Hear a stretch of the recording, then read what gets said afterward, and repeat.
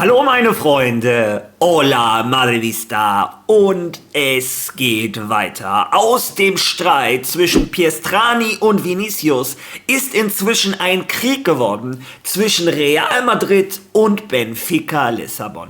Real Madrid gestern mit ihrem ersten öffentlichen Statement. Und in dem reden die offen über Rassismus. Und Benfica ihrerseits wehren sich und schicken eine offizielle Beschwerde an die UEFA wegen Fede Valverde.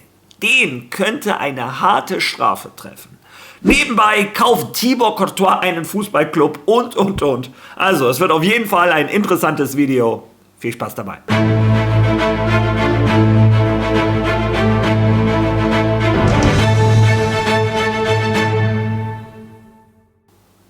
Ja, fangen wir wie immer, wenn ich die Möglichkeit habe, mit der Nachwuchsabteilung von Real Madrid an. Ich habe euch letzte Woche gesagt, Real Madrid hat sich im Premier League International Cup in die K.O.-Runde qualifiziert und jetzt steht der Gegner offiziell fest. Schauen wir da zusammen einmal rein.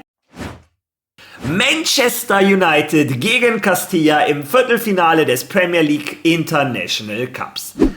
Im Viertelfinale des Premier League International Cup kommt es zum absoluten Kracher. Die Reserveteams von Manchester United und Real Madrid treffen aufeinander. Die U21 von Manchester United und Castilla bestreiten die erste Runde der K.O.-Phase, die nach der Gruppenphase bereits begonnen hat. Das Spiel findet in Manchester statt, wird als K.O.-Spiel ausgetragen und der genaue Termin steht noch nicht fest. Also, ich kann euch leider noch nicht sagen, genau wann das Spiel stattfindet, aber der europäische Kracher Manchester United gegen Real Madrid in der Premier League International Cup. Ich persönlich freue mich drauf. Und sobald feststeht, wann dieses Spiel stattfindet, erfahrt ihr es hier am 1. Ja, kommen wir jetzt von der Nachwuchsabteilung zu den Senioren zur ersten Mannschaft von Real Madrid. Unsere Jungs haben gestern wieder trainiert, bereiten sich auf das Spiel in Osasuna vor.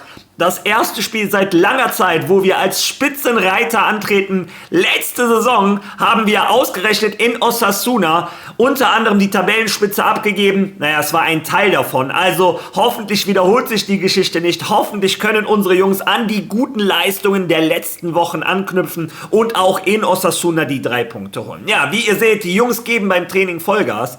Ja, wer auch Vollgas gegeben hat, auf dem Platz, wie immer, Thibaut Courtois. Ich glaube, über die Qualitäten des Belgiers brauchen wir nicht reden. Aber der hat auch neben dem Platz Vollgas gegeben. Und zwar ist unser Torwart Besitzer eines neuen Vereins. Lesen wir uns da die Information von Fabrizio Romano einmal durch. Thibaut Courtois wird Miteigentümer des FC Le Mans und investiert in den französischen Club. Zur Investorengruppe gehören bereits Novak Djokovic, Felipe Massa und Kevin Magnussen. Also der Belgier ist jetzt auch Mitbesitzer von Le Mans. Ist das nicht seltsam? Was ist denn, wenn Le Mans sich irgendwann für die Champions League qualifiziert und wir gegen die spielen müssen? Also, keine Ahnung, fühlt sich seltsam an. Ja, wie dem auch sei, der Belgier ist neuer Besitzer eines Vereins. Ich glaube, Vini hat ja auch in Portugal einen Verein gekauft. Wäre auch lustig, wenn die mal gegeneinander spielen und auf der Tribüne ein Vini neben dem Courtois sitzt, als Besitzer von den beiden Vereinen. Naja, wie dem auch sei, die Information wollte ich mit euch teilen. Ja, und jetzt kommen wir zu schlechteren Nachrichten. Denn Benfica Lissabon, ich habe immer weniger Verständnis für diesen Verein. Im Endeffekt kann ein Verein ja nichts dafür, wenn einer von ihren Spielern so einen Scheiß baut wie Pietrani. Du hast als Verein 1000 Möglichkeiten. Benfica Lissabon ist ein Verein, den ich immer sehr respektiert habe. Ich sag's, ist, glaube ich, der mitgliedstärkste Verein der Welt. Ihre Vereinslegende ist Eusebio.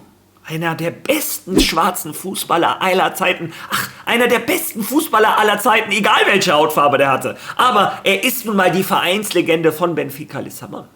Ja, und Benfica Lissabon hat sich aber aktiv dafür entschieden, Pietrani den Rücken zu stärken, Vini, Mbappé, Camavinga als Lügner darzustellen mit einem offiziellen Statement über ihre offiziellen Social-Media-Kanäle.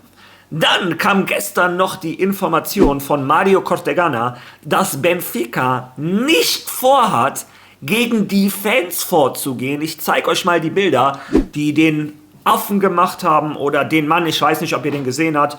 der inzwischen auch schon durch Social Media geht, weil er da gemacht hat und sich kaputt gelacht hat.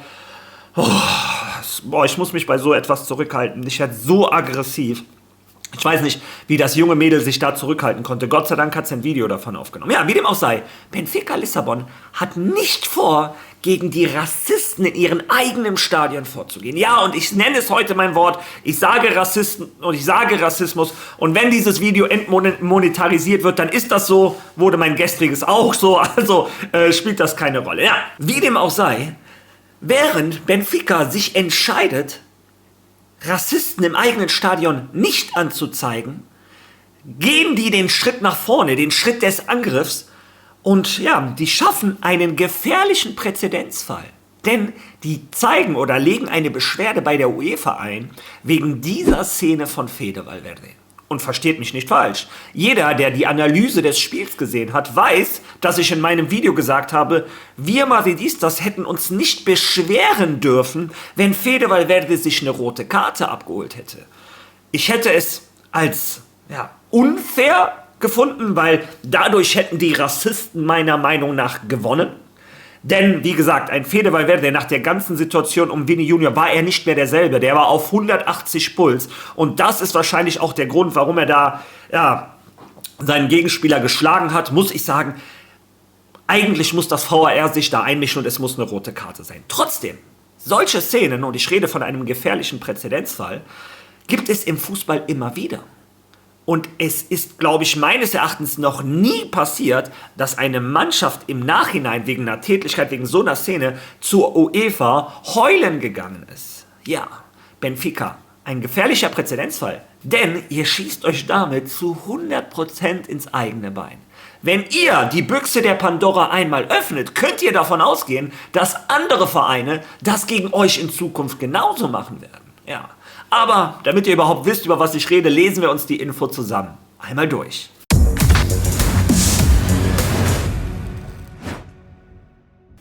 Benfica schlägt zurück, reicht Beschwerde gegen Valverde bei der UEFA ein. Der Lissabonner Verein hat eine Disziplinarklage wegen eines aus seiner Sicht erfolgten Angriffs des uruguayischen Spielers auf Dahl eingerichtet. Die UEFA ist verpflichtet, den Fall zu prüfen. Benfica hat bei der UEFA eine Disziplinarbeschwerde wegen eines aus Sicht des Vereins aggressiven Verhaltens von Fede Valverde gegenüber Samuel Dahl eingereicht, wie die portugiesische Zeitung Abola berichtet und die AS bestätigt hat. Der Lissabonner Club wirft dem Uruguayer vor, Dahl in der 83. Minute des Hinspiels im Estadio da Luz geschlagen zu haben, obwohl keiner der beiden Spieler um den Ball kämpfte. Also, Quatsch, beide kämpften um den Ball, aber trotzdem rechtfertigt das nicht die Aktion von Valverde. Ja, wie dem auch sei, offizielle Beschwerde.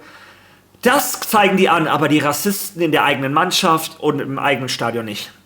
Benfica Lissabon, ich habe es letztens schon gesagt und es bestätigt sich immer mehr, ist für mich inzwischen auf einer Stufe wie Valencia und ich hoffe, dass das Ganze auch ein Nachspiel für die hat. Wie gesagt, wenn die diese Büchse der Pandora öffnen, irgendwann wird das auch gegen sie vor die UEFA gehen, weil in jedem Spiel passieren irgendwelche Sachen, die du im Nachhinein anklagen kannst. Ja, was hat das für eine Bedeutung für Real Madrid und für Fede Valverde? Schauen wir mal rein, was passieren könnte. Das passiert normalerweise nicht, denn eine Krähe hackt der anderen kein Auge aus. Klar. Aber klar, da alles schon so vorbelastet ist durch das Spiel, sagt Benfica, gut, dann zeige ich dich jetzt auch an. Was passiert? Dass die UEFA ein Verfahren einleiten wird, weil das Spielzüge sind, die auf dem Platz nicht geahndet wurden. Also er Punkt. Aber die UEFA kann durchaus sanktionieren. In Spanien und gerade... Valverde? Wie? Valverde? Das heißt, er könnte für 2 Spiele gesperrt werden. Was ist? Da es sich um ein außerordentliches Verfahren handelt, wird es dauern. Das heißt, das Ringspiel bestreitet er. Er spielt. Okay? Vielleicht verpasst Valverde durch Benficas Anzeige ein Champions-League-Spiel. Das heißt, vielleicht sind wir hier in gut einem Monat morgens zusammen und die Meldung kommt, ein Spiel, Sperre FR Valverde, okay? Weil sie erst in einem Monat, 1,5 Monaten oder so entscheiden, okay? In Spanien passiert das normalerweise nicht, aber es gab mal einen Fall, da hat ein Club einen anderen angezeigt, ich glaube, es war Miranda, ich weiß nicht mehr gegen wen, N-Sticks de Tarragona. Es gab eine Szene, die der Schiedsrichter nicht sah. Sie zeigten es beim Wettbewerbsausschuss an und nach 1,5 Monaten gaben sie ihm 4 Spiele Sperre den Spieler von N-Stich, glaube ich. Ja, ihr habt es selber gehört. Benfica tritt einfach nur nach. Die wissen, für sie selber bringt das gar nichts.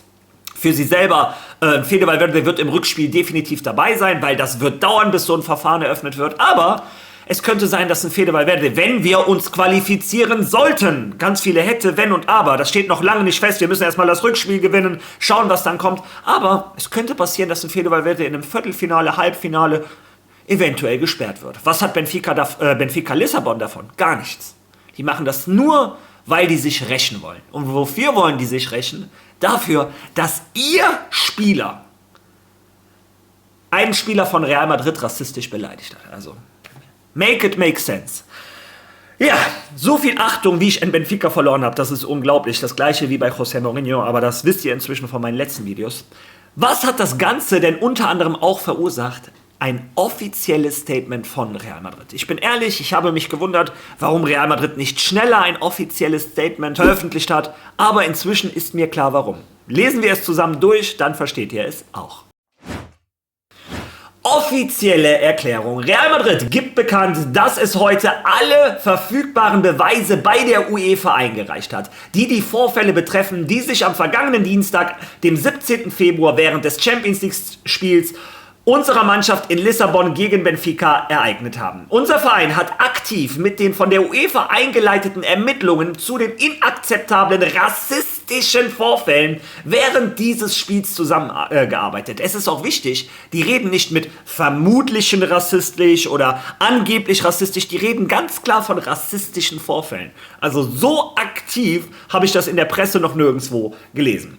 Real Madrid schätzt die einhellige Unterstützung, den Rückhalt und die Zuneigung, die unser Spieler Vinicius Junior aus allen Bereichen der globalen Fußballgemeinschaft erfahren hat. Real Madrid wird auch weiterhin in Zusammenarbeit mit allen Institutionen daran arbeiten, Rassismus, Gewalt und Hass im Sport und in der Gesellschaft zu beseitigen. Also sehr hartes, sehr starkes Statement von Real Madrid. Das war auch der Grund, warum es vorher nicht gab. Die haben mit der UEFA haben die zusammengearbeitet, haben alle Beweise, Bildmaterial zusammengeschickt. Und eine große Frage habe ich. Die reden offen von Rassismus. Hat Real Madrid vielleicht noch ein paar Beweise, die wir nicht gesehen haben?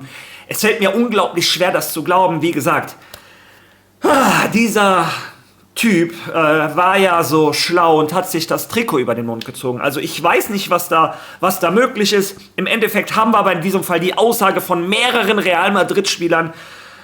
Es gibt auch sonst keinerlei Erklärung, warum er das Trikot über den Mund gezogen hat. Hoffentlich kann die UEFA da eine richtige Strafe aussprechen. Ja, aber Real Madrid mit dem offiziellen Statement hilft der UEFA, steht natürlich komplett hinter Vini, wie die ganze Welt des Sports, außer Benfica Lissabon und ein paar Argentinier und Anti-Madridistas. Aber das ist ja eine Gemeinschaft, in der man, glaube ich, nicht dabei sein möchte. Ja, das war's heute zum heutigen Video. Ich bin gespannt, was ihr dazu sagt, zu dem, was Benfica Lissabon gemacht hat, zum offiziellen Statement von Real Madrid, zu Thibaut Courtois, etc. Lasst eure Meinung zu diesem Video bitte in den Kommentaren. Wenn ihr schon mal da seid, seid so lieb, teilt dieses Video, liked dieses Video, hypen. Wer noch kein Follow da gelassen hat, bitte macht das. Bald sind wir bei den 25.000 und dann kommt eine Überraschung. Ach ja, ich habe was vergessen. Alla Mari!